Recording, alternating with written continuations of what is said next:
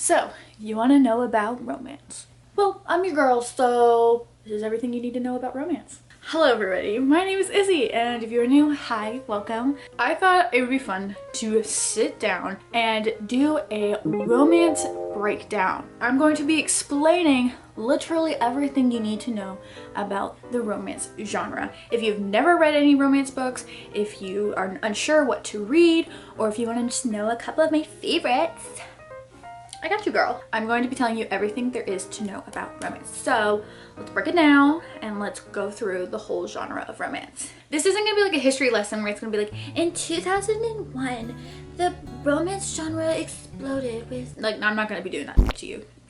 You're welcome. Now, there are different types of romance. Like, romance can be just a genre in itself, but it also can be subgenres. You may hear fantasy romance. So it's a fantasy book, but there's some parts of romance in the story. So romance is not the sole plot of the book, but usually romance as the whole genre usually just entails two people getting together at the end of the book. Obviously, what romance is going to be, it's going to have two people. It's going to be probably mostly the main plot is them getting to know each other in some capacity, falling in love with each other, then having a third act breakup. They come back together eventually, happy ending. You get an epilogue with all of them with their children. It's great. Obviously, there are like other things that could happen throughout the plot, not just them getting together. There's other things that could be happening. I feel like the main thing is them ending up together at the end, right? You heard me say third act breakup and you're like, Izzy, what is that? Well, yeah, dummy, did you think they were gonna stay together forever? No, romance is not real, love's not real. Just kidding. But yeah, there is this thing called a third act breakup, which it's usually in every single romance book, or at least every single romance book that I've read, usually they are there. It is basically towards the end of the book, the characters are basically together, or if not together, and something happens for them to break up. These third act breakups can like range for like a lot of reasons, but I feel like the most common third act breakup is miscommunication. There's other things that could happen in a third act breakup that could cause it, but I feel like miscommunication is usually the trope that gets played a lot for third act breakups. And a lot of people hate this trope because, well, I think sometimes people hate this trope because it can get very repetitive, and it's also very easy to communicate with somebody. Usually, at least, it's really easy to communicate with your partner. That's why a lot of readers do not like the miscommunication trope. So if you hear people be like, I hate the miscommunication trope, that's basically what it is. It's very repetitive and it's also very easily solved. So I think as readers, we're like, why?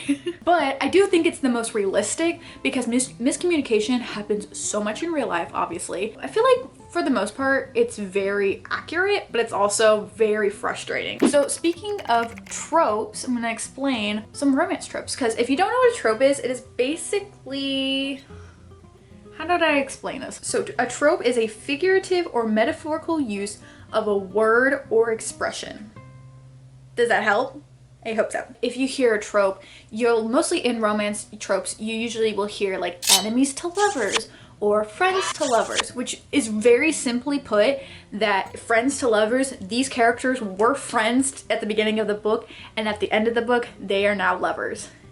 It's that easy. You're so welcome. There are tons of tropes. I'm just gonna list a lot of them and explain them. So enemies to lovers, friends to lovers, grumpy sunshine. Grumpy sunshine, if you hear that, or you'll hear grumpy grumpy or sunshine sunshine, whatever you hear. Grumpy means like they're the moody character. They're the, oh my god, I can't believe life sucks. They're like the emo character basically. And then sunshine usually just means like they're really optimistic, they're super happy, they're like a normal person who's nice. Crazy. Second chance romance. Second chance just means that these characters were together at one point, either before the book or even during the book. They've broken up and now they are getting back together. So that's second chance. Forced proximity just means that there is a plot device happening for the characters to spend a lot of time together. Marriage of convenience mean there's something happening in the plot where these two characters have to get married to like benefit each other, I guess. I don't know.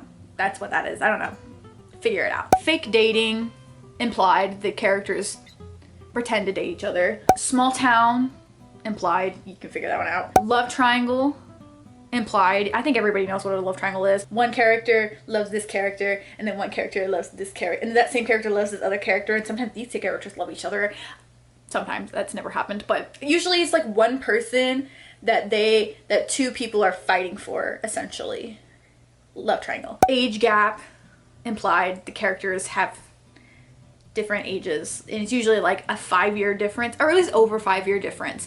I feel like age gap usually is like almost 10 years difference. Oh, slow burn. So if you hear slow burn, basically it just means that these characters, like the whole book, it is taking them so goddamn long to get together, but it's so good. I don't know what it is about a slow burn. I just love slow burns. It just takes a really, like the author is setting this up for the long haul, and then finally when they get together, it just feels really satisfying.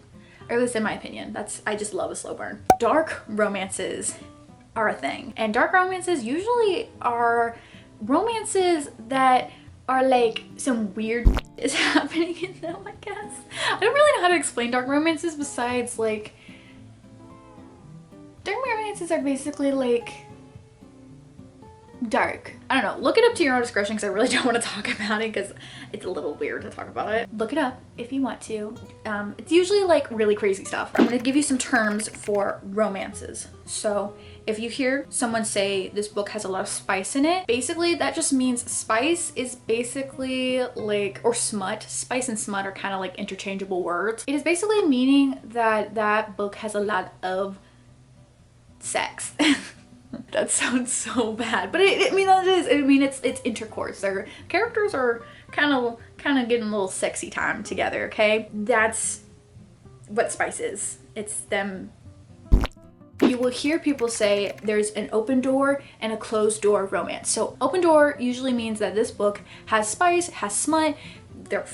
They're having sex, okay? A closed door romance, obviously, on the opposite side, there's no spice, no smut, or at least very little of it, if it does show some, but it's usually nothing at all, and it'll like fade to black. So fade to black just means like it's implied that they did something together, but it doesn't explicitly show it. They might kiss. I think that's like the extent like a closed door romance is, like they kiss. Now that you kind of like understand what romance is, like kind of how to pick and choose, but you're like, girl, I don't know where to start. This sounds so overwhelming.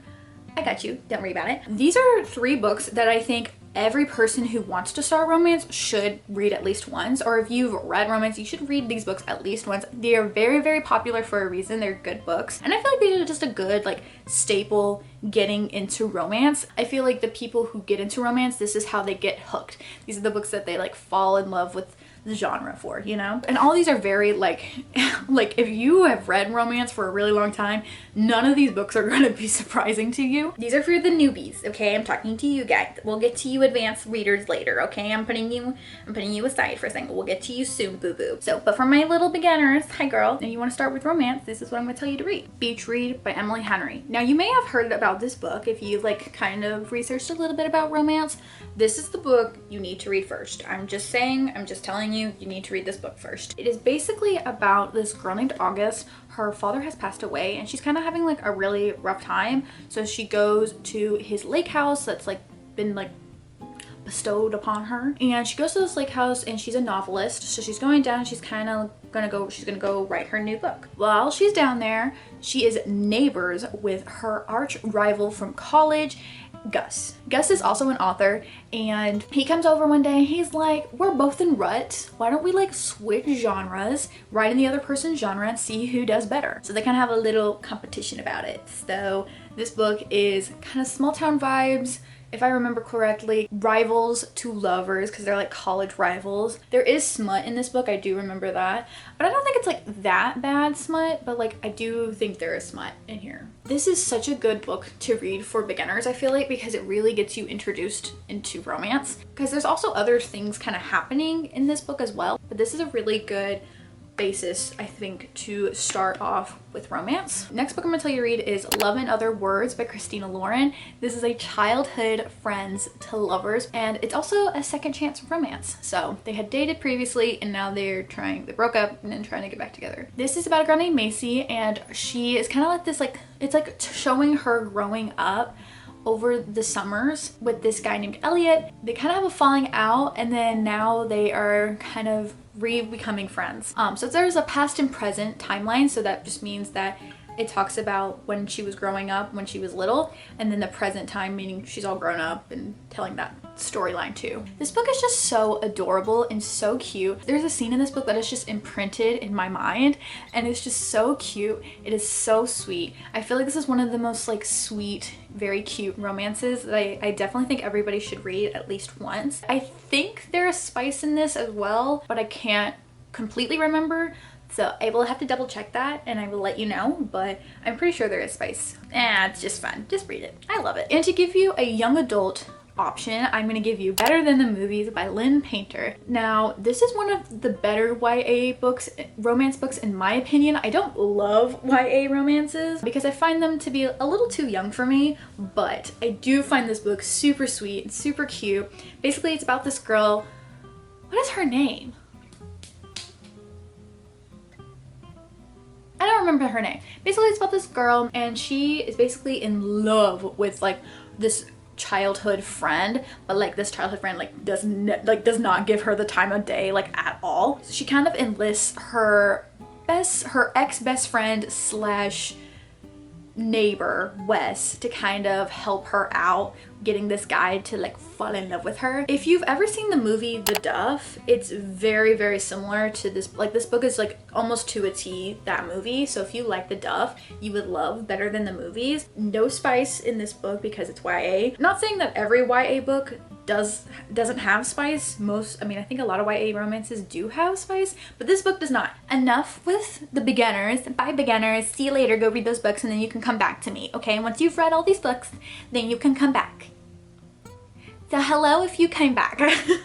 Okay, I'm gonna be showing you guys my personal favorite romance books. I'm gonna do this kind of rapid fire because this is a long ass video, okay? You're tired of me at this point. And I've talked about a lot of these books a lot, I feel like, but I have to start off with my personal favorite, The Song of Achilles by Madeline Miller.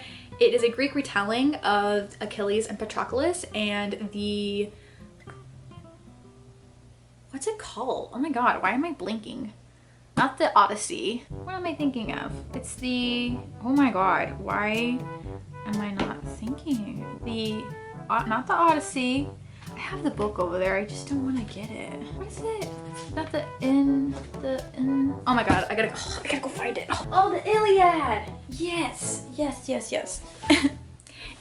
It's a retelling about the Iliad if you cared. Love this book so much. I talk about it way too much and I have no more time to talk about it. I am a whore for slow burns. My favorite slow burns are from Mariana Zapata. Slow burn queen. Like these bitches are thick, but I love them. The Wall of Winnipeg and Me, which is a new favorite. I've recently just read this and I love her so much. There's a hair on here that is absolutely disgusting. She is his assistant and it's like a football thing. He's a big football player. She is his assistant. She quits and he's trying to get her back basically. This is From Lukov with Love. Also another slow burn. It's an ice skating romance. They are pairs in skating and it's so good. Next I have The Right Move by Liz Tomford. Easily one of my favorite romances ever. I love it so much. Next I have Happy Place by Emily Henry. This is her new release and I'm obsessed with it. Second chance romance, but also friends to lovers. And the last book I have for you is The Charm Offensive by Alison Cochrane. This is like a bachelor-esque style book. The main character is the prince or the bachelor. So the producer that is like assigned to him kind of has to like help him out and like figure out what's going on. And then they get together. Oh, it's scandalous. The TV star and the producer. And I love this book so much. The characters are amazing in this book. I love them so much. The problems are so realistic. I loved the setting of this book. It is genuinely one of my absolute favorite books and I recommend it. This is a long video. I feel like this was really long. Was this long? I don't know. It felt long. That is my romance breakdown. If you would love a breakdown for anything else like fantasy or mystery or I don't know, anything else. I feel like this was very informative for my newbies out there. Don't worry, I got y'all. Thank you so much for watching this video and I'll see you guys on the next one. Bye!